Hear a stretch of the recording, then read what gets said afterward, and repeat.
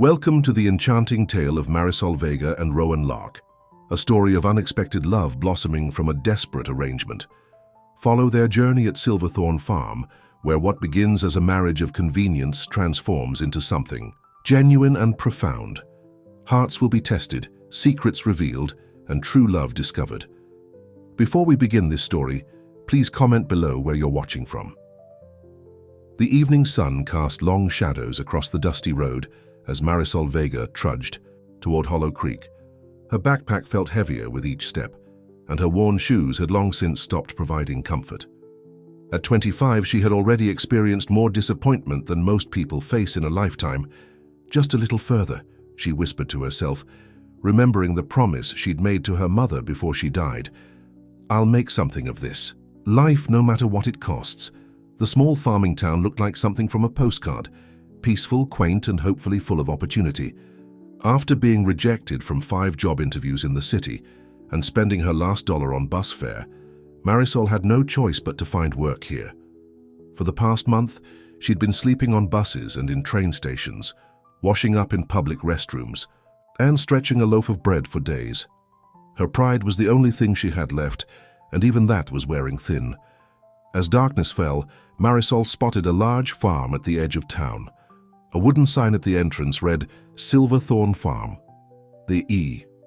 Property looked well maintained, with a beautiful 2-story farmhouse surrounded by acres of fields. A light glowed from inside the house, offering a beacon of hope. Marisol hesitated at the end of the driveway. She wasn't a beggar, but she was desperate.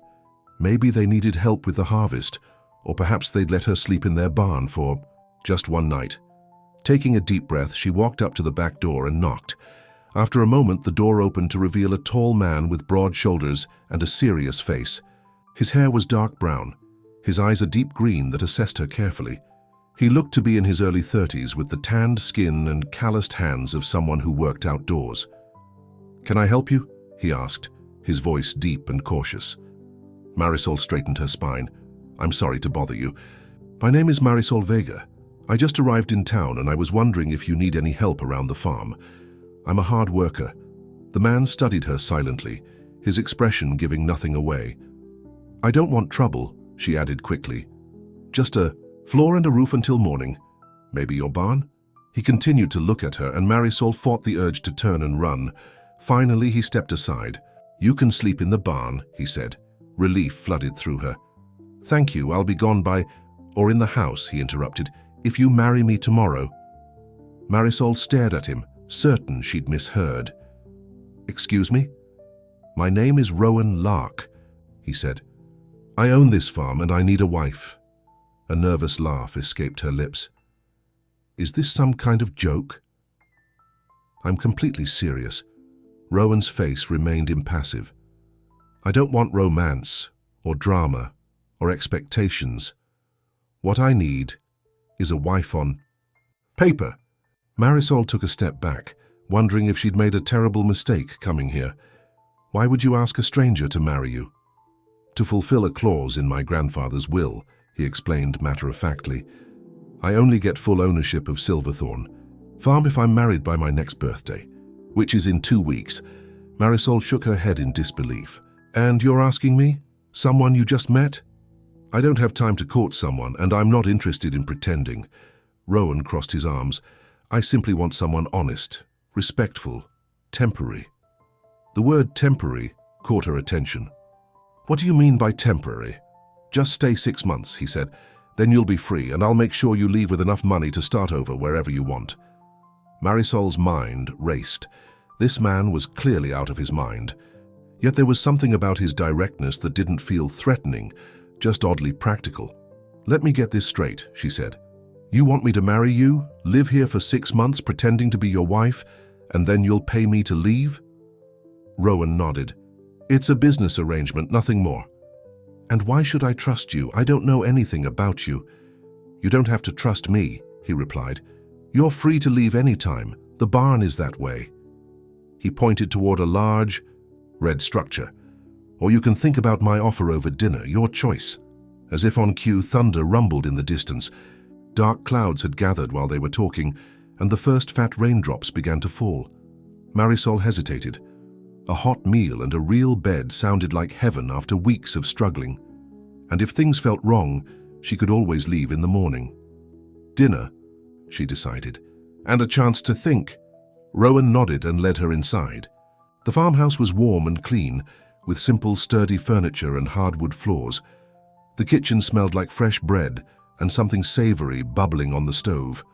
"Sit," he said, gesturing to the table. Marisol sat and watched as he moved efficiently around the kitchen, ladling beef stew into bowls and cutting thick slices of homemade bread.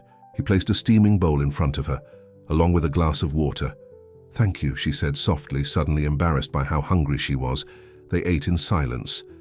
The stew was delicious, rich with vegetables from the garden and tender chunks of beef. Marisol tried not to eat too quickly, but it had been days since she'd had a proper meal. Outside, the rain fell harder, drumming against the roof and windows. The wind picked up, whistling through the trees. "Looks like the storm's getting worse," Rowan observed.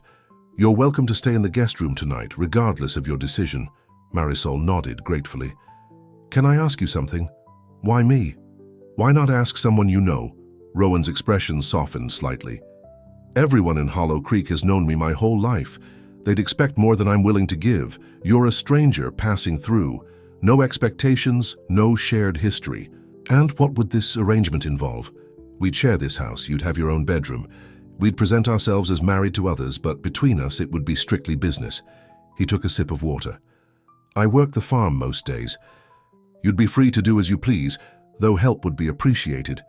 Marisol considered his words. The offer was bizarre, but was it any crazier than continuing to wander with no money and no prospects? "I need to think about it," she said finally. Rowan nodded. "Of course. The guest room is upstairs, first door on the right. Bathrooms across the hall. I'll be in the barn checking on the animals before the storm gets worse." After he left, Marisol sat alone at the kitchen table, trying to make sense of the situation. She was exhausted, both physically and emotionally. The promise of financial security after 6 months was tempting. With that money, she could finally go back to school, get her degree, maybe even open the little bakery she'd always dreamed of. But marrying a stranger? It seemed insane. Marisol cleaned her dishes and explored the house. The living room held a comfortable-looking sofa, a stone fireplace, and bookshelves lined with well-worn classics. Upstairs, she found the guest room, simple but clean, with a double bed covered in a handmade quilt and a small dresser. She took a long, hot shower, her first in weeks, and changed into the cleanest clothes from her backpack. Feeling more human, she sat on the edge of the bed and watched the storm through the window. Lightning flashed, illuminating the yard and the path to the barn. Through the sheets of rain, she saw Rowan running back toward the house, something small cradled in his arms. Curious, she went downstairs and met him at the door. "What's that?" she asked, as he shook the rain from his hair. In his arms was a tiny foal, no more than a few days old, trembling and weak. "Found her abandoned in the north pasture," Rowan explained, concern evident in his voice. "Her mother died giving birth. I've been bottle feeding her, but she needs warmth tonight. The barn roof is leaking." Without hesitation, Marisol helped. Him spread old towels in front of the fireplace.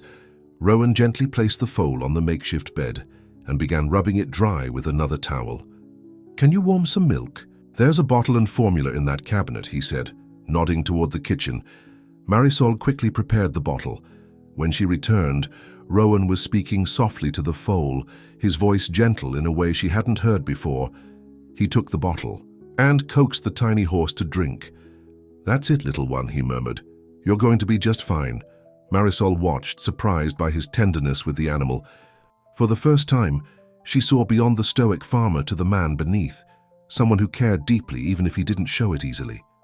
"What's her name?" Marisol asked. "Haven't given her one yet," Rowan replied. "Any suggestions?"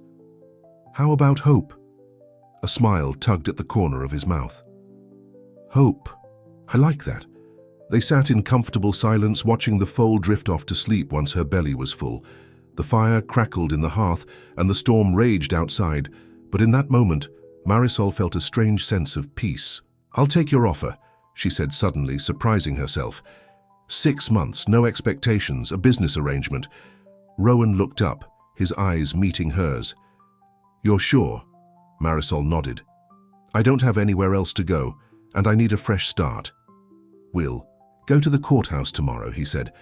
"Judge Wilson is an old friend of my grandfather's. He won't ask questions. And after 6 months, you'll leave with $20,000, Rowan said. "Enough to start over wherever you want." Marisol's eyes widened. That was more money than she'd ever had in her life. "Deal," she said, extending her hand. Rowan hesitated, then shook it firmly. "Deal." The next morning dawned clear and bright, the storm having cleared during the night. Marisol woke early, momentarily confused by the soft bed and warm quilt. Then she remembered. The farm, Rowan's offer, her acceptance. She was getting married today. To a stranger. Downstairs she found Rowan in the kitchen, frying eggs and bacon. The foal was still asleep by the fire, looking stronger than the night before. "Morning," he said. "Breakfast is almost ready. We have an appointment at the courthouse at 10. Marisol nodded, her stomach fluttering with nervousness. "I don't have anything to wear. These are my only clothes." Rowan paused. "There's a box in the attic with some of my mother's things. She was about your size. You're welcome to look through it." In the attic, Marisol found a simple blue dress that fit her well enough. It was slightly old-fashioned, but clean and presentable. She washed her face, brushed her hair, and stared at her reflection in the bathroom mirror. "What are you doing, Marisol?" she whispered to herself, but she already knew the answer. She was surviving, just as she always had. The courthouse was a small brick building in the center of town. A few curious glances followed them as they walked in, but no one approached. Judge Wilson, a kind-looking older man with bushy eyebrows, raised his eyebrows when Rowan explained they wanted to get married. "This is rather sudden, Rowan," he said. "Your grandfather would be surprised." "We know what we're doing," Rowan replied steadily. The judge looked at Marisol. "And you, young lady, are you entering this marriage of your own free will?" "Yes, sir," she answered, meeting his gaze. The ceremony was brief and businesslike.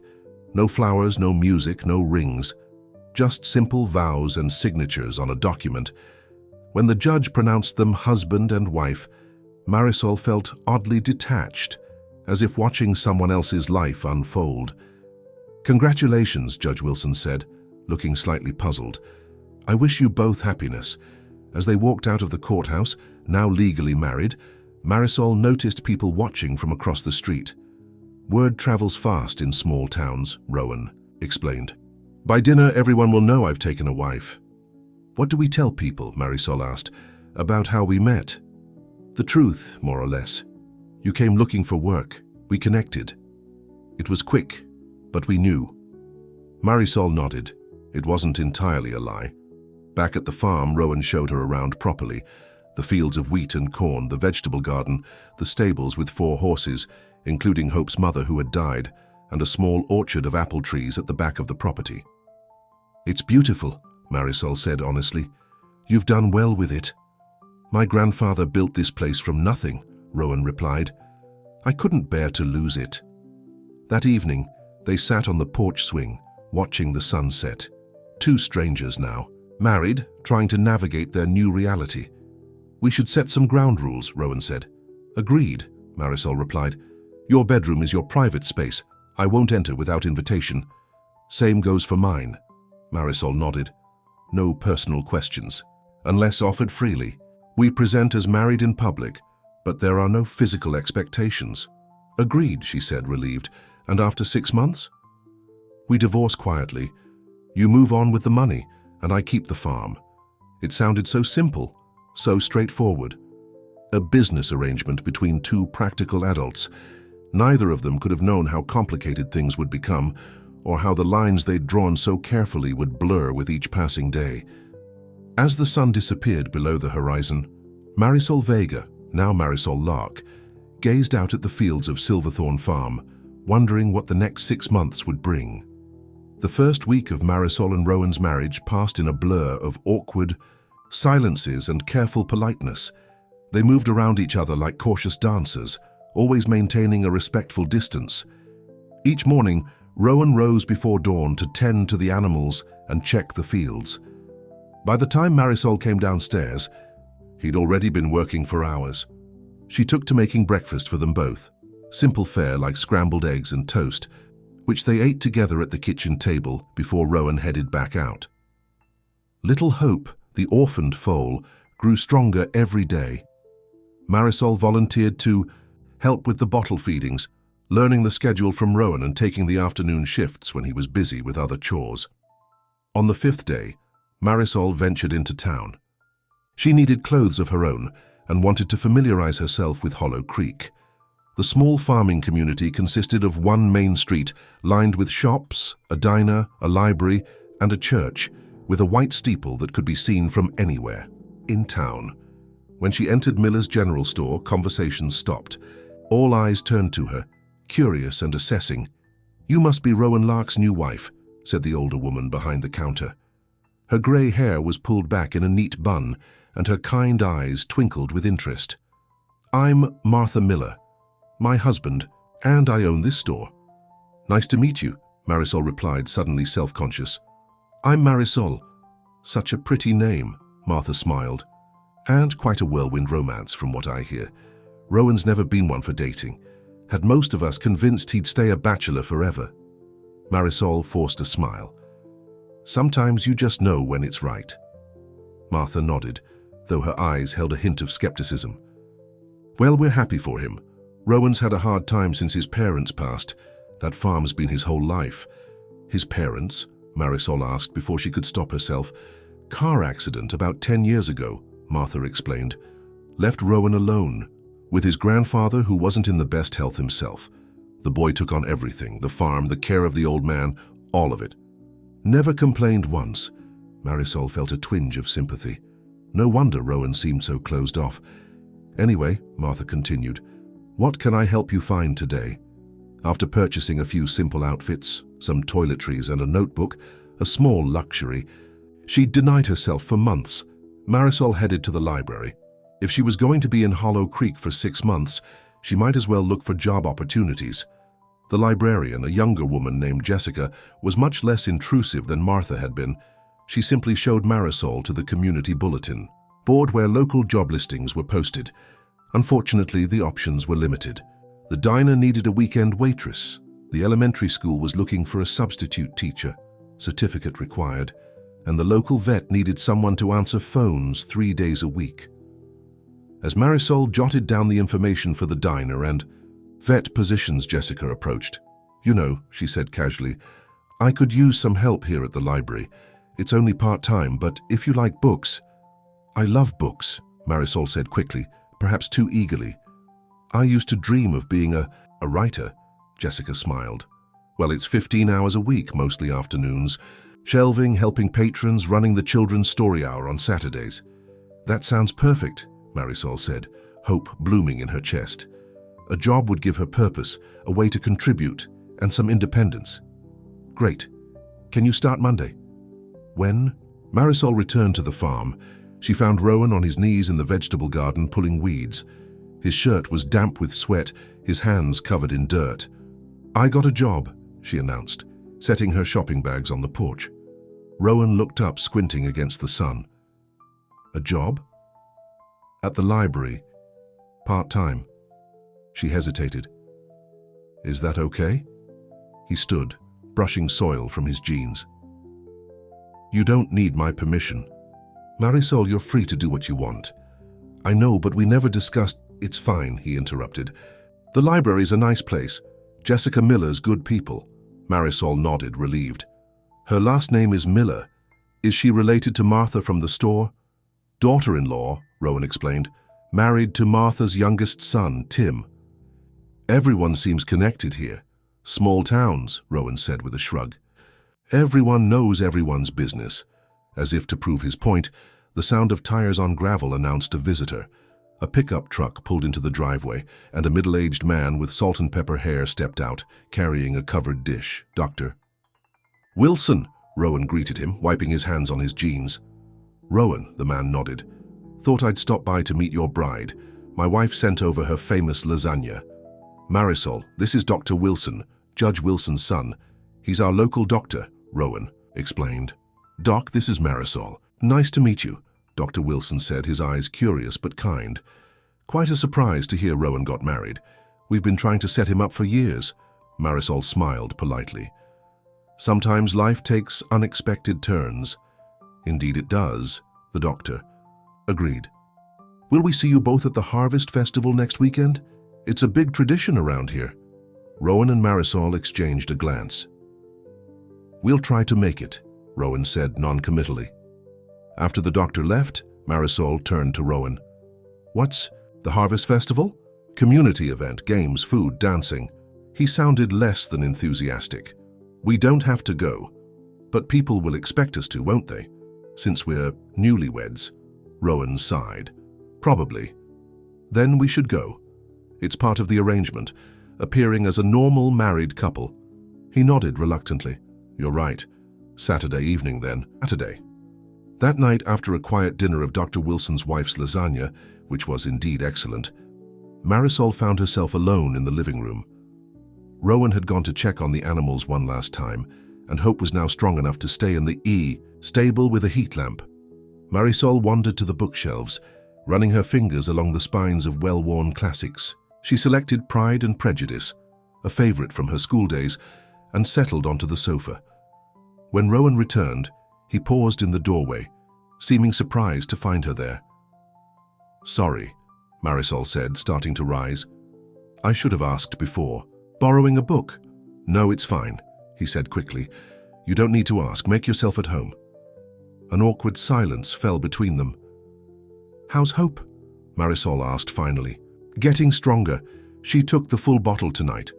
That's good. Another silence. Well, Rowan said after a moment, I should get some sleep. Early start tomorrow. Good night, Marisol replied, watching as he headed upstairs. Living with Rowan was like sharing space with a ghost. He was there but not really present. He kept his thoughts to himself, revealing nothing of his past or his feelings. But Marisol had glimpsed something in his tenderness with Hope, in the careful way he tended his grandfather's farm. There was more to Rowan Lark than met the eye. The Harvest Festival arrived on a perfect autumn day. Crisp air, blue skies, and trees ablaze with red and gold leaves. Marisol wore one of her new outfits, jeans, a soft sweater, and boots, with her hair loose around her shoulders. When she came, downstairs, Rowan was waiting by the door, dressed in clean jeans and a button-up shirt. He looked different, younger, less serious. You look nice, he said, the compliment awkward but sincere. Thank you, Marisol replied, surprised. So do you. The festival was held in the town square, which had been transformed with hay bales, pumpkins, and twinkling lights. Booths lined the perimeter selling homemade goods, local produce, and crafts. A band played country music from a small stage, and children ran about, faces painted like animals and monsters.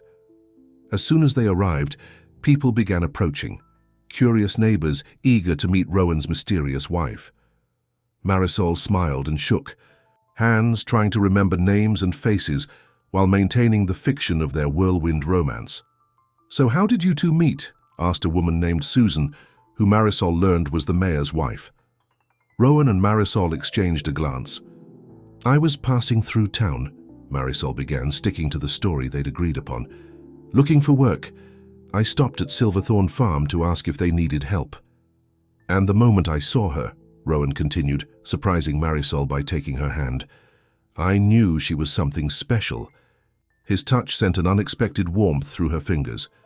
For a moment his eyes met hers, and there was something there. Not love, certainly, but a kind of silent understanding. Well, it's wonderful to see Rowan with someone, Susan said. That big farm is too lonely for one person. As the evening progressed, Marisol found herself enjoying the festival despite her initial nervousness. The food was delicious. Fried chicken, corn on the cob, apple pie still warm from the oven. The people were friendly, if a bit too curious about the new couple.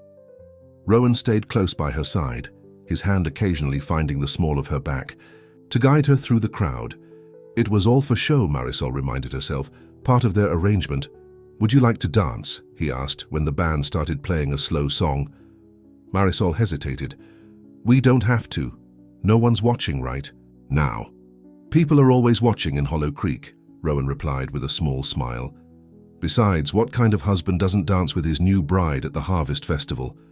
On the makeshift dance floor, Rowan placed one hand lightly on her waist, taking her hand with the other. They moved awkwardly at first, finding their rhythm. "I should warn you," Marisol said quietly. "I'm not a very good dancer." "Makes two of us," Rowan admitted. "My mother tried to teach me when I was younger, but I never quite got the hang of it." It was the first personal detail he'd shared willingly. Marisol decided to take a chance. "Tell me about her, your mother." Rowan was quiet for so long that Marisol thought he wouldn't answer, but then, his voice soft, he said, "She loved music, always had the radio on in the kitchen, and she could grow anything, had the greenest thumb in the county." "You must miss her," Marisol said gently. "Every day," he replied, his eyes distant. Then, seeming to remember himself, he added, "What about your mother?" Marisol swallowed the lump in her throat. "She was a fighter, raised me on her own, worked 2 jobs, never complained, believed I could be whatever I wanted to be." "She sounds like a remarkable woman." She was. They fell silent, continuing to sway to the music. For a brief moment, Marisol allowed herself to rest her head against Rowan's shoulder. He stiffened slightly, then relaxed, his hand pressing a bit more firmly against her back. It was just pretend, she reminded herself. The pressure of his hand, the warmth of his body, the faint scent of soap and autumn air, all part of the act. But as they danced under the string lights with the stars emerging above, Marisol couldn't help but wonder what it would be like if this marriage were real. The following week settled into a routine. Marisol began her job at the library, which she loved immediately. The quiet atmosphere, the smell of books, the satisfaction of helping patrons find exactly what they needed, it all felt right somehow. At home, she and Rowan maintained their careful distance, but the awkwardness was fading. They ate meals together, discussing safe topics like the weather, the farm, and town gossip that Marisol picked up at the library. One evening, Marisol came home to find Rowan in the kitchen attempting to cook dinner. The smell of burning filled. The air and smoke rose from a pan on the stove. "What happened?" she asked, dropping her bag and rushing to open a window. "Tried to make stir-fry," Rowan muttered, looking embarrassed as he scraped blackened vegetables into the trash. "Thought I'd give you a night off from cooking." Marisol bit back a smile. "That was thoughtful. But maybe we should stick to something simpler for your first attempt." Together, they made grilled cheese sandwiches and tomato soup from a can. It wasn't fancy, but as they sat at the kitchen table, Marisol felt a shift in the atmosphere, a new ease between them. "How was work today?" Rowan asked, dipping his sandwich into his soup. "Good. I helped Jessica set up for Children's Story Hour, and I organized the reference section." Marisol hesitated, then added, "I'm writing again, too." Rowan looked up, interested. "Writing?" "Just little stories, nothing serious." She'd been scribbling in her notebook during quiet moments at the library, the first creative writing she'd done since her mother died. "What about?" "This place mostly, small town life, the people." She felt suddenly self-conscious. "It's probably silly." "I doubt that," Rowan said seriously. "I'd like to read them sometime, if you wanted to share." "Maybe," Marisol replied, warmed by his interest. "What about you? How was your day?" "Fixed the fence in the north pasture, started preparing the fields for winter." He paused. "Hope took her first steps outside." "Really? That's wonderful. She's getting stronger every day, thanks to you." Marisol shook her head. "I just helped with the feedings. You're the one who saved her." "We both did," Rowan said, his eyes meeting hers across the table. Something shifted in that moment, a bridge forming. Between them, tentative but real. The telephone rang, breaking the spell. Rowan answered, his expression growing serious as he listened. "I understand," he said. "Yes, first thing tomorrow." When he hung up, Marisol asked, "Is everything okay?" "That was Mr. Peterson, my grandfather's lawyer," Rowan explained. "He needs me to sign some papers about the farm. Formalities, he says." "Do you want me to come with you?" Marisol offered. "Since I'm your wife on paper." Rowan considered this. "Actually, that might be helpful. We can go after your morning shift at the library." The next day, they drove to the neighboring town where Mr. Peterson's office was located. The lawyer was a thin man with wire-rimmed glasses and a perpetually worried expression. "Rowan, good to see you," he said, shaking hands. "And this must be your wife. Congratulations, though I must say it came as quite a surprise." "Life is full of surprises," Rowan replied evenly. "You said there were papers to sign?" Yes, just some formalities regarding the transfer of ownership." Peterson shuffled through a stack of documents. "As you know, your grandfather's will stipulated that you inherit Silverthorn Farm only if you're married by your 32nd birthday, which is next week." Rowan nodded. "Precisely. And you've fulfilled that condition, so we can proceed with the final transfer." Peterson adjusted his glasses. "Though I must admit the timing is convenient." Marisol felt Rowan tense beside her. "What are you implying, Peterson?" The lawyer raised his hands placatingly. "Nothing at all, just an observation. Now, if you'll both sign here." As they drove home, Rowan was quiet, his hands gripping the steering wheel tightly. "He didn't mean anything by it," Marisol said finally, breaking the silence. "He thinks I married you just to get the farm," Rowan replied, his voice tight. "Well, that is why you married me," Marisol pointed out gently.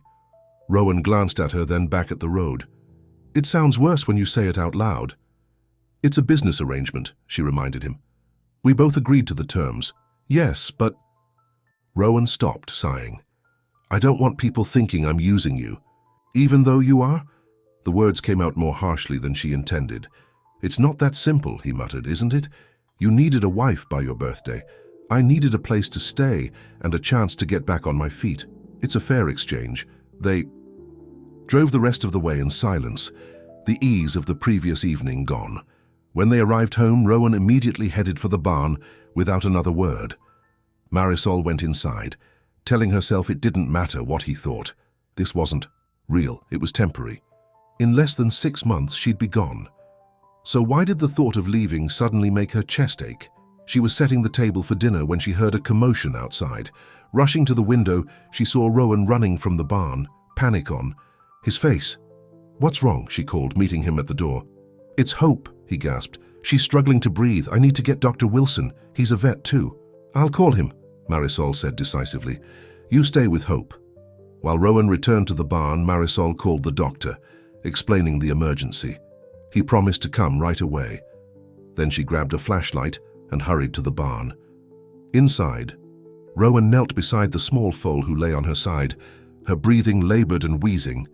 "Hold on, little one," he was saying, his voice breaking. "Help is coming." Marisol knelt beside him, placing a hand on his shoulder. "Dr. Wilson is on his way. What can I do?" "Just stay," Rowan whispered, not looking up. "Please." So she stayed, their shoulders touching as they waited in the dim light of the barn, watching over the struggling foal that had somehow brought them together. Dr. Wilson arrived 20 minutes later, medical bag in hand. He assessed Hope quickly, his expression grave. "Looks like pneumonia," he diagnosed. "Not uncommon in orphaned foals, especially with the weather changes we've been having." "Can you help her?" Rowan asked, his voice tight with worry. The doctor nodded. "I'll give her an antibiotic injection and something to ease her breathing. She'll need medicine every 6 hours and someone should stay with her tonight." "I'll stay," Marisol and Rowan said simultaneously. Dr. Wilson smiled faintly. "Well, at least she has plenty of people who care about her. Let me show you how to administer the medication." After the doctor left, Marisol brought blankets and pillows from the house, making a makeshift bed in the empty stall next to Hope's. Rowan sat with the foal, stroking her neck and speaking softly while they waited for the medicine to take effect. "You don't have to stay," he told Marisol. "I can handle this."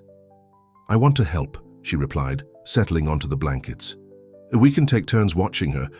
Rowan studied her face in the dim light of the barn. "Thank you." "For what?" "For caring. About Hope. About—" He trailed off, looking away. Marisol understood what he couldn't say. About me. About us. Even though there wasn't really an us, just a business arrangement set to expire in less than 6 months. They took shifts through the night. Marisol dozed on the blankets while Rowan sat with Hope. Then they switched. During her watch, Marisol noticed the foal's breathing becoming easier, less labored. By morning, Hope was able to stand on wobbly legs and take a small amount of formula. When the first light of dawn filtered through the barn windows, Marisol opened her eyes to find Rowan watching her from where he sat beside Hope. There was something in his expression she couldn't quite read, a tenderness perhaps, or simple gratitude. "She's better," he said softly. "Her fever's down." Marisol sat up, brushing hay from her hair. "That's wonderful. You should go get some real sleep," Rowan suggested. "I'll call the library and let them know you won't be in today." "Are you sure?"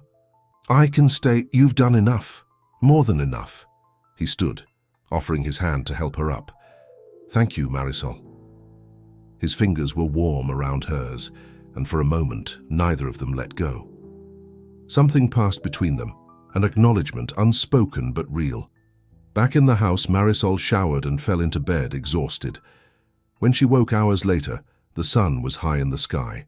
She found Rowan in the kitchen making sandwiches. "How's Hope?" she asked, pulling out a chair. "Much better. Doc Wilson stopped by to check on her. Said she's responding well to the treatment." He placed a sandwich in front of her. "Ham and cheese. Not very fancy, but I figured you'd be hungry." "It's perfect, thank you." They ate in companionable silence. It struck Marisol how comfortable it felt, this simple moment, sharing lunch in the sunny kitchen, almost like a real marriage. "I've been thinking," Rowan said finally, setting down his glass of water. "About what Peterson said. About why I married you." Marisol tensed. "Rowan, it's fine. We both know why. No, let me say this." He took a deep breath. "When my grandfather died, he left the farm to me, but with that condition that I be married by my 32nd birthday. I was angry at first, thought he was trying to control my life even from the grave. Why would he do that?" Rowan's eyes were distant, remembering. "He was worried about me. Said a man shouldn't be alone with just land and animals for company. Said the farm was meant for a family, not just one solitary soul. He cared about you." "Yeah, in his way." Rowan met her gaze. "What I'm trying to say is, I didn't marry you just for the farm. I could have found someone else, paid them to sign the papers. But when you showed up that night, you saw an opportunity," Marisol finished for him. "I saw someone who needed help as much as I did," he corrected gently. "Someone honest, strong, kind." Marisol felt her cheeks warm under his steady gaze. "You hardly knew me." "Sometimes you just know," he said, echoing the lie they'd been telling everyone about their whirlwind romance, except it didn't sound like a lie when he said it now. Before Marisol could respond, the telephone rang. Rowan answered it, his expression shifting to one of confusion. "Yes, she's here," he said, looking at Marisol. "Who's calling?" His frown deepened. "I see. One moment." He held out the receiver. "It's for you. Someone named Elena?" Marisol froze. Elena had been her roommate in the city before everything fell apart. How had she found her here? "Hello?" she said tentatively, taking the phone. "Marisol, thank God." Elena's voice came through, breathless with relief. "I've been looking everywhere. For you, are you okay?" The guy who answered said you're his wife? "It's complicated," Marisol replied, aware of Rowan watching her. "How did you find me?" "Your mother's old friend Rosa saw you at the Harvest Festival in Hollow Creek, called me right away." "Marie, what's going on? You disappeared without a word." "I had to leave," Marisol said quietly. "After Mom died and the bills and then Derek." "Derek's been looking for you too," Elena interrupted. "He came by the apartment. Said there was a misunderstanding, that he never meant to hurt you." Marisol's hand tightened on the receiver. "There was no misunderstanding. He made his choice. He says he made a mistake. He wants to make things right. It's too late for that." There was a pause on the line. "Marie, are you really married? To some farmer you just met?" "Yes," Marisol said firmly, meeting Rowan's eyes across the kitchen. "I am. But I have to go, Elena. Thank you for checking on me, but I'm fine, better than fine, actually." She hesitated, then added, "Please don't tell Derek where I am." After hanging up, Marisol sat at the table, staring at her half-eaten sandwich.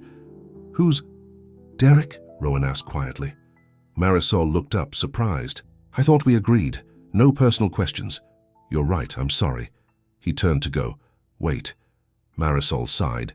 It's fair that you know since my past just called your house. Rowan sat back down, waiting patiently. Derek was my fiancé, she explained, the words bitter on her tongue. We were together for 3 years. He proposed right before my mother got sick. Cancer, she added, answering the unasked question. It happened fast, 3 months from diagnosis to the end. I'm sorry, Rowan said softly. The medical bills wiped out my savings. I had to drop out of college to care for her. Derek said he understood that we'd get through it together. Marisol laughed without humor. That lasted until I borrowed money from him to pay the funeral expenses. Suddenly he was reconsidering our future. Said I had too much baggage now. Too many problems. He left you when you needed him most, Rowan concluded, his voice tight with anger on her behalf. Marisol nodded, took back the ring too, said he'd need it for someone who could appreciate it properly. She blinked back tears. So I left. Couldn't stand to stay in that city anymore with all those memories. Thought I'd start over somewhere new. And you? Ended up here, Rowan said, married to a stranger. Funny how life works out. Marisol wiped her eyes. Anyway, that's my sad story. Not very interesting. I think you're remarkable, Rowan said simply. To go through all that and still be so you. What do you mean? Kind, resilient, hopeful? His eyes were warm. Most people would be bitter after what you've been through. Marisol shrugged, uncomfortable with the praise. I'm just trying to survive like everyone else. You're doing more than surviving, Marisol. You're building something new. Rowan stood. I need to check on Hope. Take the rest of the day to yourself. After he left, Marisol sat at the kitchen table for a long time, thinking about what he'd said. Was she building something new here, or just hiding until she could run away again? The days that followed brought a subtle change to the household. The careful distance between Marisol and Rowan remained, but something had softened. They spoke more openly, shared meals without awkwardness, worked together around the farm when Marisol wasn't at the library. Hope recovered fully, growing stronger each day. She followed Rowan around the barn like a puppy, and when Marisol approached, the foal would nuzzle her hand affectionately. She thinks you're her mother, Rowan observed one evening as they watched Hope prance around her stall. And you're her father, Marisol replied with a smile. Look how she watches for your approval. Our little family, Rowan said lightly, but the words hung in the air between them, laden with unspoken implications. As autumn deepened, bringing colder nights and frost-covered mornings, Marisol found herself thinking less about the end of their arrangement and more about the present. The simple pleasure of sharing coffee with Rowan at sunrise, the satisfaction of seeing her stories fill the pages of her notebook, the peace she felt living at Silverthorn Farm. One evening in early November, Marisol came home from the library to find Rowan in the kitchen, a birthday cake on the table, and a small wrapped package beside it. What's this? She asked, setting down her bag. I realized I never asked when your birthday is, Rowan explained, looking slightly embarrassed. So I decided today could be your Silverthorn birthday, to celebrate 2 months of being here. Marisol was touched by the gesture. You baked a cake? Martha from the store helped, he admitted. I'm still not much of a cook. They sat at the table enjoying slices of chocolate cake that was slightly lopsided but delicious. Open your gift, Rowan urged when they'd finished eating. Inside the small package, Marisol found a beautiful leather-bound journal. For your stories, Rowan explained. I noticed your notebook was getting full.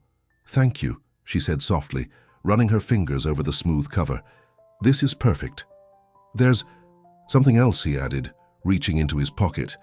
He hesitated, then placed a simple gold band on the table. I thought you should have a proper ring for appearances, he added quickly. Marisol picked up the ring, turning it in her fingers. It's beautiful. It was my mother's, Rowan said. Nothing fancy, but your mother's. Marisol looked up, surprised. Rowan, I can't accept this. It's too personal. I want you to have it. His voice was quiet but firm. For as long as you're here. Slowly, Marisol slipped the ring onto her finger. It fit perfectly. Thank you, she said again. And this time, when their eyes met across the table, neither of them looked away. November brought the first real snow, transforming Silverthorn Farm into a winter wonderland. Marisol woke one morning to find the world outside her window blanketed in white. She dressed quickly and went downstairs, eager to experience the snow up close. Rowan was already outside, clearing a path from the house to the barn. He looked up when she appeared, snow clinging to his hair and shoulders. "It's beautiful," Marisol breathed, taking in the pristine landscape. "First big snow of the season," Rowan nodded. "Came earlier than usual." Impulsively, Marisol scooped up a handful of snow and shaped it into a ball.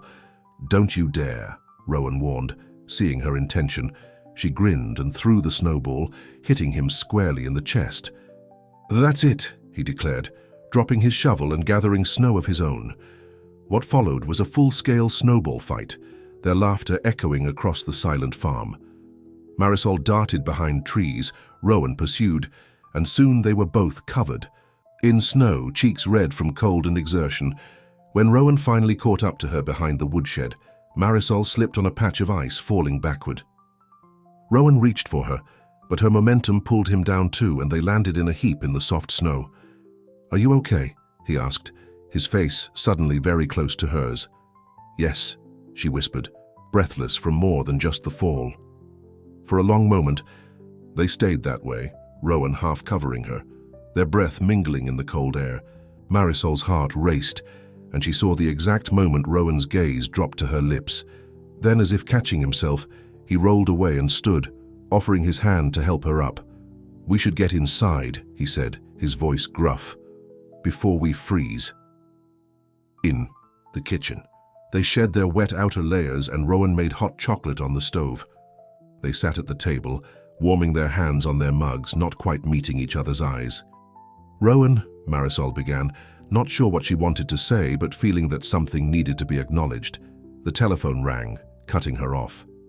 This time it was for Rowan, a neighboring farmer calling about a shared irrigation system that needed attention before it froze. "I have to go check on it," Rowan said after hanging up. "Shouldn't take long." By the time he returned, the moment had passed, and they settled back into their routine, friendly but careful, keeping the unspoken attraction between them at bay. Thanksgiving approached, and with it, an invitation from Dr. Wilson and his wife to join them for dinner. "We don't have to go," Rowan said when he showed Marisol the invitation. "We could have a quiet dinner here, but you usually go, don't you?" "Before I came." He nodded. "My grandfather and I always spent Thanksgiving with the Wilsons. It's something of a tradition." "Then we should go," Marisol decided. "It's what a real married couple would do." The Wilson home was warm and welcoming, filled with delicious smells and cheerful conversation. Several other families had been invited, including Martha and her husband from the general store, Jessica and Tim from the library, and the mayor and his wife. "So lovely to have you both," Mrs. Wilson said, embracing Marisol like an old friend. "Rowan has been coming to our Thanksgiving table since he was a boy." Throughout the evening, Marisol noticed how easily Rowan fit into this community. These people had known him his whole life, had watched him grow up, had supported him through the loss of his parents and grandfather. They genuinely cared about him, and in his quiet way, he cared about them too. As the wine flowed and plates were emptied and refilled, the conversation turned to stories of holidays past. "Remember the year Rowan's grandfather brought that awful homemade cider?" Dr. Wilson laughed. "Tasted like vinegar and packed quite a punch." "Or the time young Rowan decided to try smoking his grandfather's pipe behind the barn," Martha added. "Poor boy was green for days," Marisol smiled, soaking up these glimpses of Rowan's past. She caught his eye across the table, and he gave her a small, private smile in return, as if sharing these memories with her was a gift he'd chosen specifically for her. Later, as they drove home through the quiet, snow-covered countryside, Marisol said, "Thank you for tonight. For sharing your Thanksgiving tradition with me." "Thank you for coming," Rowan replied. "It was nice having you there. They're good people. They care about you." "They're the closest thing to family I have left," he admitted. "They've always been there for me, especially after my parents died. When they arrived home, neither of them seemed ready for the evening to end. They sat in the living room, a fire crackling in the hearth. talking about the dinner, the people, the stories they'd heard. "Your grandfather sounds like he was quite a character," Marisol said, curled up on one end of the sofa. Rowan smiled, his eyes on the flames. "He was. Stubborn as they come, but with a heart as big as this farm. He taught me everything I know." "Including how to trick women into marrying you?" Marisol teased. Rowan's smile faded. "Marisol, about that. I was joking," she said quickly. "I know why you did it, for the farm, your inheritance." "It wasn't just that," Rowan said, turning to face her. "When you showed up that night, something happened. I can't explain it. But asking you to stay, to marry me, it wasn't just about the will." Marisol's heart quickened. "What was it about then?" Rowan moved closer on the sofa, his eyes never leaving hers. "Maybe I was tired of being alone. Maybe I saw something in you that I'd been looking for without knowing it." "Rowan," she whispered, not sure if she was warning him or encouraging him. He reached out, gently tucking a strand of hair behind her ear. "I know this isn't real, that it's temporary, but sometimes it feels real," Marisol finished for him. He nodded, his hand lingering near her face. "I didn't expect that. Neither did I." The moment stretched between them, taut with possibility. Marisol knew they were standing at a crossroads. If she leaned forward, if she closed the distance between them. But what then? In 3.5 months, their arrangement would end. She would leave with her money, start a new life somewhere else. That was the plan, that was the deal. "It's getting late," she said, finally pulling back. "We should probably get some sleep." Disappointment flickered in Rowan's eyes, but he nodded. "You're right. Good night, Marisol." "Good night, Rowan." As she climbed the stairs to her bedroom, Marisol felt the weight of his mother's ring on her finger, a reminder of all that was at stake. This wasn't just about her anymore. It was about Rowan too, and the life he'd built at Silverthorn Farm. She couldn't risk complicating things with feelings that might not last, couldn't risk hurting him or herself when their time together was limited from the start. But as she lay in bed that night, listening to the winter wind outside her window, Marisol couldn't deny the truth any longer. She was falling in love with Rowan Lark, and there was nothing temporary about how she felt. December arrived, bringing with it the holiday season. Hollow Creek transformed with twinkling lights, evergreen wreaths and festive shop windows. At the library, Marisol helped Jessica set up a Christmas tree and organize a holiday book drive for children in need. At Silverthorn Farm, Marisol and Rowan settled into a routine that was comfortable, yet charged with unspoken tension. After their near kiss on Thanksgiving night, both seemed determined to maintain the boundaries of their arrangement, yet found themselves drawn to each other in small, everyday moments, their hands touching as they passed the salt at dinner, their eyes meeting across a room, the way Rowan would linger in the doorway when saying goodnight. One evening, Marisol returned from the library to find Rowan struggling to set up a Christmas tree in the living room. The large pine was tilting precariously in its stand, and Rowan was muttering under his breath as he tried to straighten it. "Need a hand?" she offered, setting down her bags. "This thing is fighting me," Rowan grumbled. "My grandfather's old tree stand is too small, but it's all I could find." Together they managed to secure the tree, though it still leaned slightly to the left. "I think it has character," Marisol declared, stepping back to assess their handiwork. "Is that what we're calling it?" Rowan laughed. "There's a box of decorations in the attic. Haven't used them in years, but they should still be good." The box contained treasures, glass ornaments wrapped carefully in newspaper, strings of lights, handmade decorations clearly crafted by a much younger Rowan. "Did you make this?" Marisol asked, holding up a lopsided star fashioned from popsicle sticks and glitter. Rowan's ears reddened. "Second grade. My mother kept everything I made." "It's perfect," she said, hanging it prominently on the tree. "The star of the show." They worked together, stringing lights and hanging ornaments, sharing the stories behind special pieces. When they finished, Rowan plugged in the lights and the tree came to life, filling the room with a warm, colorful glow. "Beautiful," Marisol whispered. "Yes," Rowan agreed, but when she turned, he was looking at her, not the tree. 2 weeks before Christmas, a heavy snowstorm hit Hollow Creek, closing roads and shutting down the town. Marisol and Rowan were effectively snowed in at the farm, The driveway impassable even with Rowan's truck. "Looks like we're stuck here for a day or two," Rowan announced after attempting to clear a path to the barn. "I called Jessica. The library's closed anyway, so you don't need to worry about missing." Work! They spent the day in comfortable domesticity, Rowan tending to the animals, Marisol baking cookies from a recipe her mother had taught her. When evening came, they sat by the fire, playing cards and talking late into the night. "Have you thought about what you'll do?" Rowan asked suddenly, setting down his cards. "When our arrangement ends?" The question caught Marisol off guard. They rarely spoke about the future, about the fact that in just over 3 months she would leave Silverthorn Farm. Marisol stared at her cards, avoiding Rowan's eyes.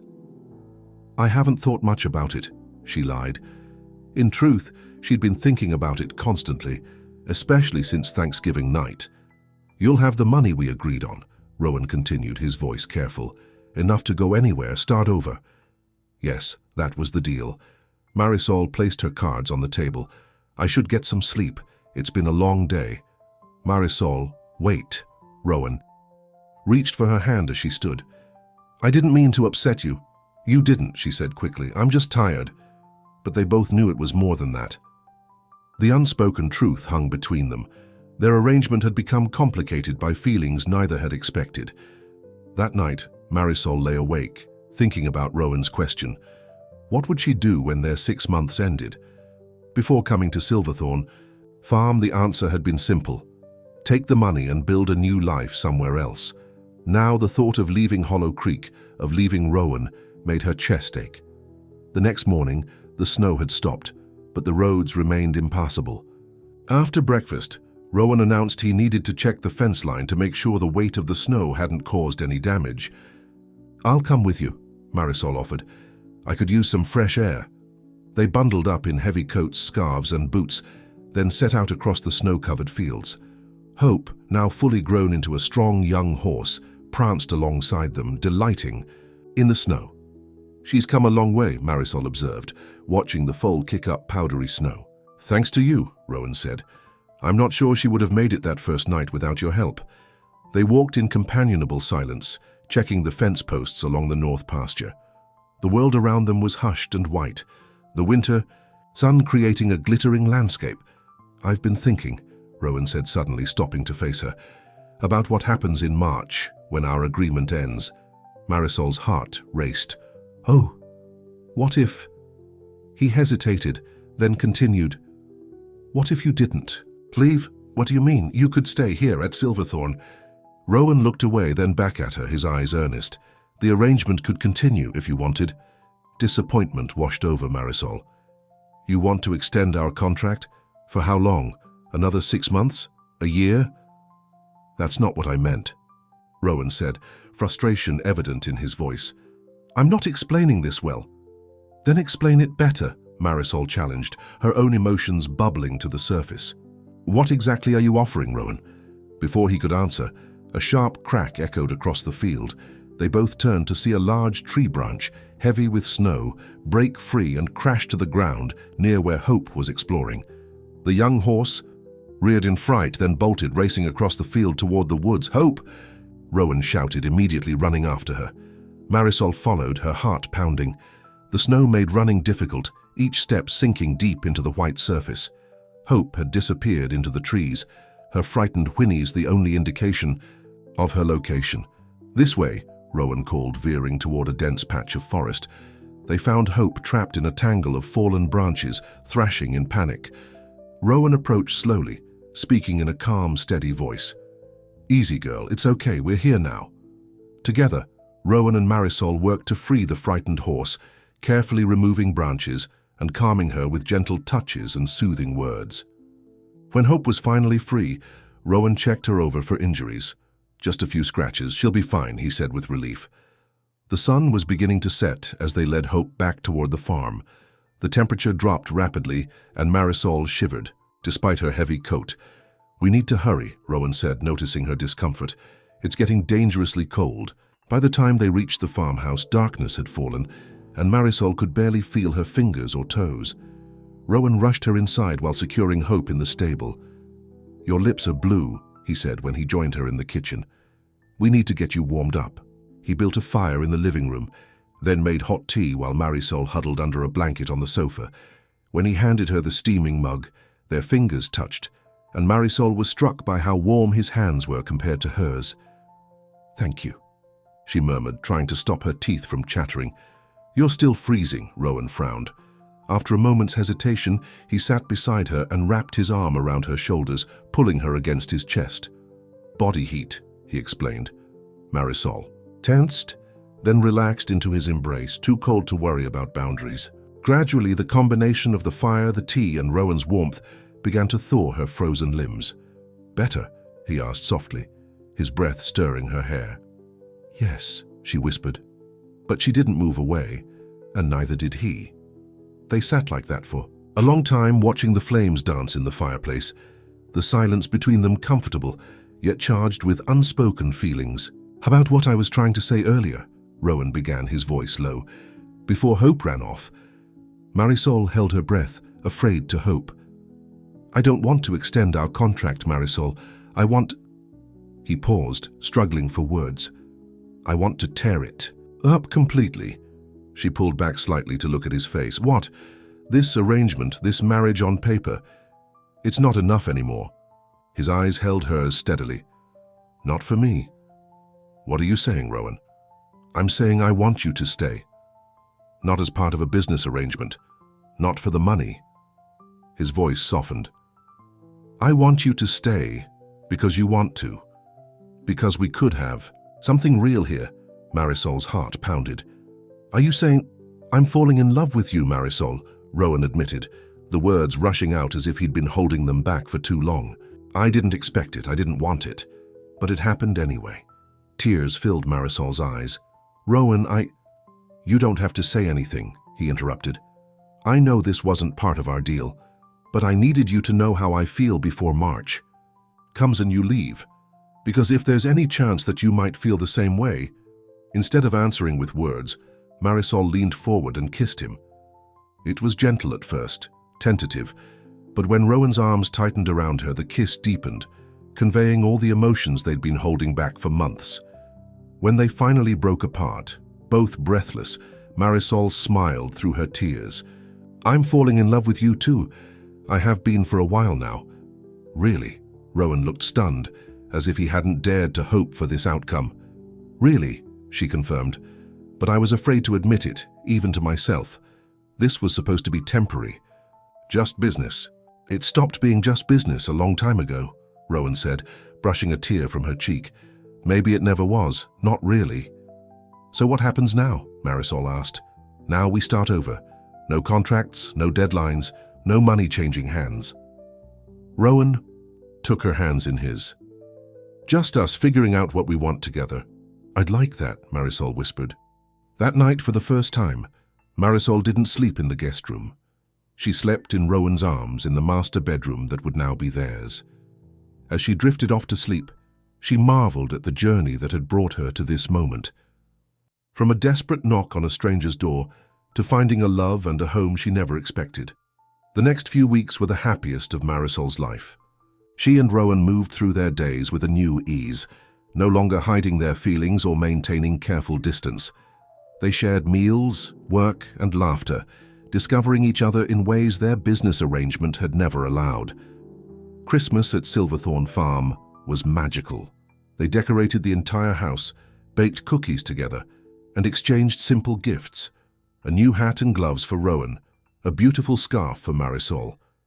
But the most precious gift came on Christmas Eve, when Rowan presented Marisol with a small box.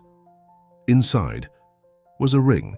Not his mother's this time, but a new one with a small diamond flanked by 2 emeralds. "This isn't part of our arrangement," he said, his voice thick with emotion. "This is me asking you to stay for real this time, to build a life here with me." "Yes," Marisol answered without hesitation. "Yes to all of it." New Year's Eve found them celebrating at Dr. Wilson's annual party, where Rowan proudly introduced Marisol as "my wife," this time with no qualification, no hidden agenda, just pure joy in the truth of those words. "You two seem different," Martha observed, catching Marisol alone near the punch bowl. "Happier, more settled." We are, Marisol admitted with a smile.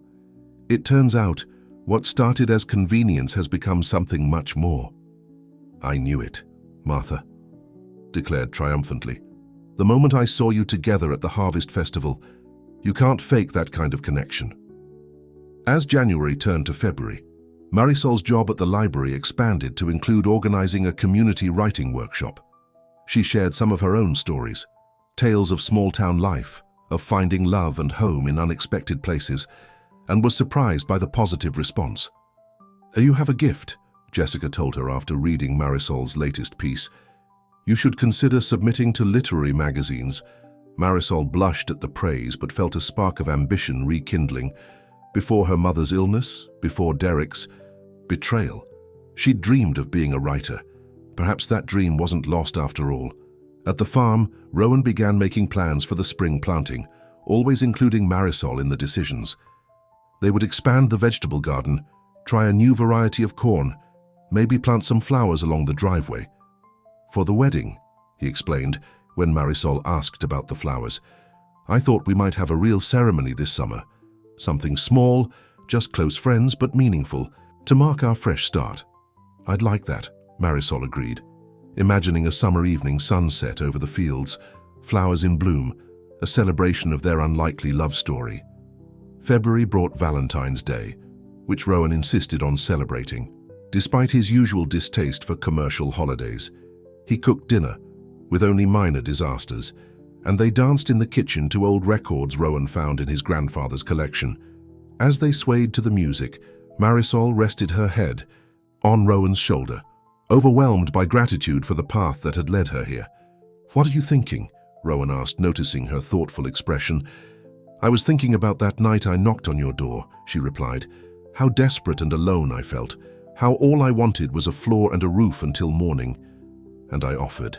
You a marriage instead, Rowan chuckled. Must have thought I was crazy. I did, Marisol admitted with a smile. But I was desperate enough to say yes, best decision I ever made. For me too, Rowan said softly. I thought I just needed a wife on paper. Turns out I needed you, specifically, for keeps.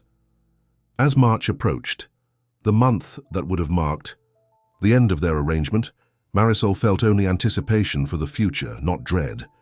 The money Rowan had promised her remained untouched in an account he'd set up. They agreed to use it as a nest egg for their future together, perhaps for renovations to the farmhouse or a small greenhouse Marisol had been dreaming about. But life, as Marisol had learned, rarely follows a predictable path. One cold morning, early March, as Marisol was organizing books at the library, Jessica handed her the telephone. It's Rowan, she said. Sounds important. Marisol, Rowan's voice was tight with an emotion she couldn't identify. Can you come home? Now? What's wrong? Is it Hope? No, nothing like that. It's just please come home. Jessica urged her to go immediately, offering to cover the rest of her shift. Marisol rushed to the farm, her mind racing with possibilities. Had something happened to Rowan? Was he hurt? Ill? When she pulled into the driveway, she saw Rowan's truck parked beside an unfamiliar car. Inside the house, she found Rowan in the kitchen with a man in a suit, Mr. Peterson, the lawyer. What's going on? She asked, looking between the two men. Peterson cleared his throat. Mrs. Lark, I've just been explaining something to your husband that affects both of you. It's about his grandfather's will. The clause about being married. Marisol asked, confused. But we took care of that months ago. That's just it, Peterson said, adjusting his glasses. There is no such clause. What? Marisol turned to Rowan, who looked pale. The will never stipulated that Rowan had to be married to inherit Silverthorn Farm, Peterson explained. He inherited the farm unconditionally the day his grandfather died. I don't understand, Marisol said, trying to process this information. Rowan, you said it was a lie, Peterson interrupted. One I inadvertently discovered while reviewing the original documents. Rowan was never required to marry by his 32nd birthday or any other time. Marisol felt as if the floor had dropped out from under her. She stared at Rowan, waiting for him to deny it, to explain. I think you two need to talk, Peterson said, gathering his papers. I'll see myself out. After the lawyer left, a heavy silence filled the kitchen. Rowan stood with his head bowed, unable to meet Marisol's eyes. "Is it true?" she finally asked, her voice barely above a whisper. "Yes," Rowan admitted, the word hanging between them like a barrier. "Why? Why would you lie about something like that?" Rowan ran a hand through his hair, his expression tormented. "I didn't know it was a lie at first. My grandfather always told me there was a marriage clause in his will, said it was his way of making sure I didn't end up alone my whole life. But at some point, you found out the truth," Marisol pressed. Rowan nodded reluctantly. "A month after, we were married. Peterson called with some questions about the property deed.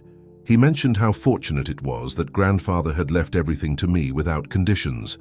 I realized then that grandfather had made up the marriage requirement, and you didn't tell me." Hurt and betrayal washed over Marisol. "You let me believe our marriage was necessary for your inheritance." "I was going to tell you," Rowan insisted. "But by then, things between us were changing. I was starting to have feelings for you.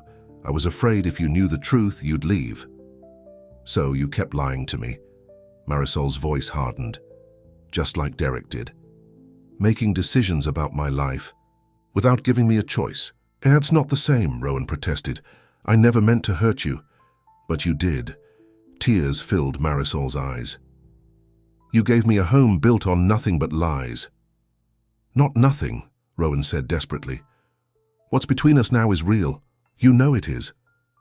"Is it? How can I trust anything about this marriage when it started with a lie?" Marisol wiped away her tears, anger replacing hurt. "I need to go. I can't be here right now." "Marisol, please." Rowan reached for her, but she backed away. "Don't," she warned. "I need time to think." She grabbed her coat and car keys, ignoring Rowan's pleas to stay and talk. As she drove away from Silverthorn Farm, tears blurred her vision. Everything she thought she knew, everything she'd come to love, suddenly felt tainted by deception. Marisol drove without direction, eventually finding herself at the town library. Jessica took one look at her tear-stained face and immediately closed the library early, taking Marisol to her home above the bookstore. "What happened?" Jessica asked, setting a cup of tea in front of her distraught friend. Between sobs, Marisol explained everything, the original arrangement, how real feelings had developed, and now the devastating revelation that it had all been based on a lie. "He didn't need to marry me," she concluded bitterly. "There was never any clause in the will. He inherited the farm the day his grandfather died." Jessica looked thoughtful. "Did Rowan know that when he proposed the arrangement to you?" "He says he didn't," Marisol admitted. "That his grandfather had told him about the marriage requirement, but he found out the truth a month after we were married and didn't tell me. Because he was falling in love with you," Jessica suggested gently. "That doesn't excuse lying to me," Marisol insisted. "How can I trust him now?" Jessica sighed. "I've known Rowan most of my life. He's many things, stubborn, private, sometimes too serious for his own good. But he's not cruel and he's not a liar by nature. Then why did he do this? Fear, probably." Jessica shrugged. "Fear of losing you. Fear of being alone again. Fear that what was growing between you wasn't strong enough to withstand the truth." Marisol stared into her tea, considering Jessica's words. "I don't know what to do." "You don't have to decide anything tonight," Jessica assured her. "Stay here as long as you need to. Take time to think." That night, Marisol slept fitfully on Jessica's sofa, her dreams filled with confusing images. Rowan's face when he first proposed their arrangement. Hope as a fragile foal fighting for life. The Christmas tree they'd decorated together. Rowan's expression when he'd admitted he was falling in love with her. In the morning, Jessica left for the library, giving Marisol space to think. She spent the day pacing, crying, trying to sort through her tangled emotions. By evening, she'd reached a decision. She would leave Hollow Creek as originally planned. Take the money and start over somewhere new again. She called Rowan to let him know she'd be coming by to pack her things. "Please, Marisol." His voice was rough with emotion. "Don't do this, we can work through this."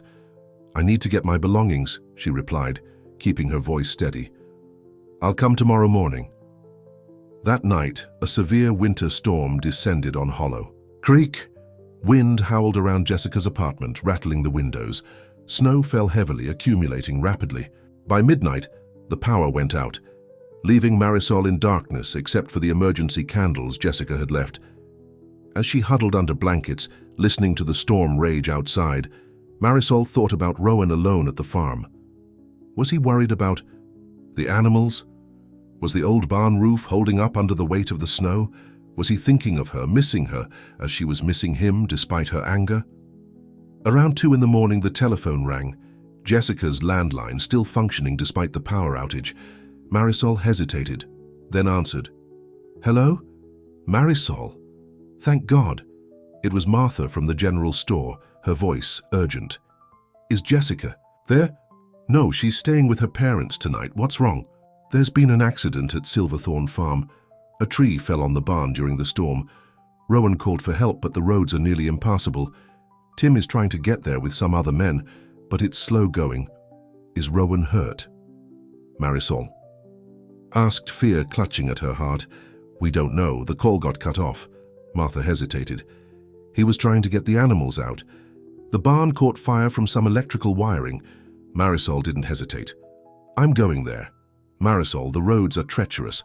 I have to go," she interrupted, already pulling on her boots and coat. The drive to Silverthorne Farm was harrowing. Snow fell in blinding sheets, the wind pushing against her car. Twice she nearly slid off the road, but determination drove her forward. Whatever had happened between them, she couldn't leave Rowan to face this alone.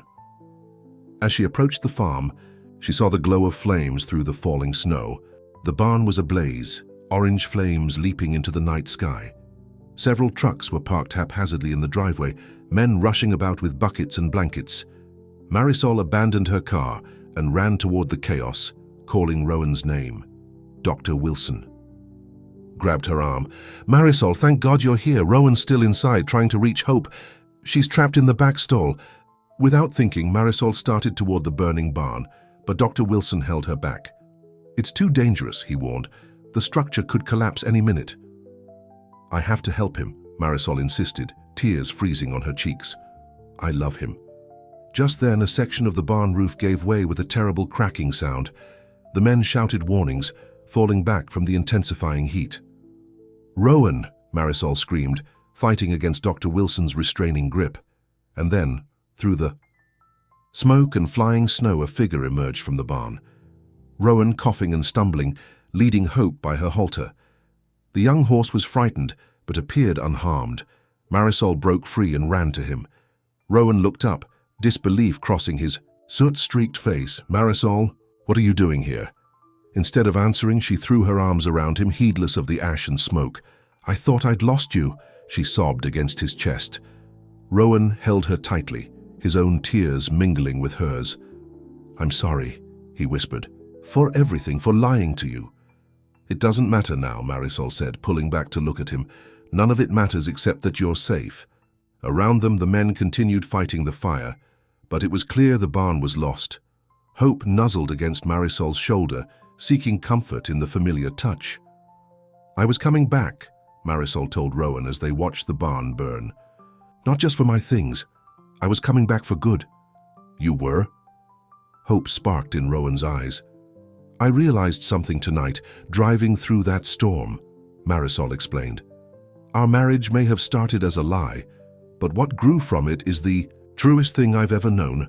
I love you, Rowan Lark. This is where I belong." Rowan pulled her close, his kiss tasting of smoke and promises.